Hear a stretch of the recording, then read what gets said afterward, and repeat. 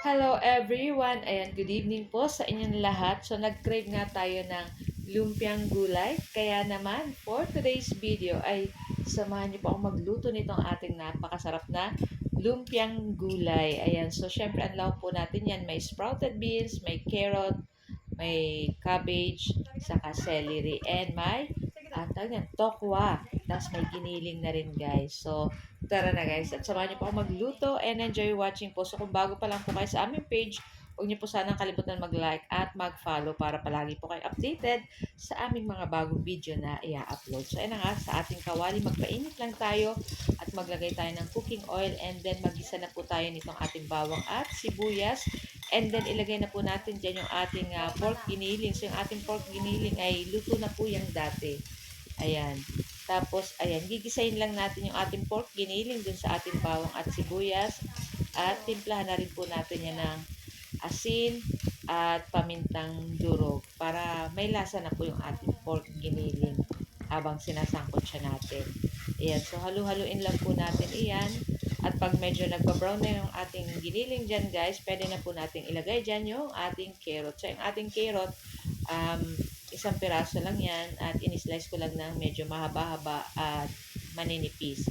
Tapos maglagay na rin tayo nitong ating sprouted beans. So 2 pack lang yun yung ating sprouted beans na nilagay. So marami na po iyan. Tapos halu-haluin po natin.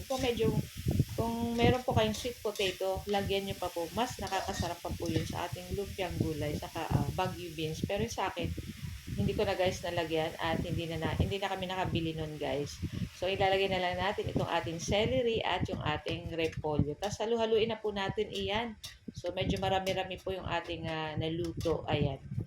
Tapos syempre maglalagay na po tayo dyan ng konting toyo at konting oyster sauce.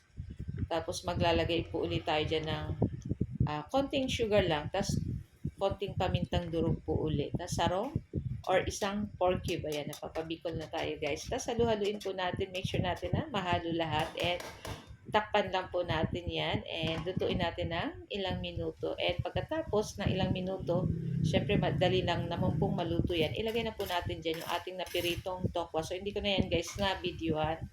So, ayan, halu-haluin lang po natin iyan. And then, okay na rin to guys. Palamigin na po natin. At, ayan, makita nyo umuusok-usok na. So, dapat malamig na bago natin ibalot sa ating lumpia wrapper. So, okay na rin to guys. At pagkabalot natin, so nagkulang ako ng wrapper. Kaya, bukas, meron pa kaming ibabalutin.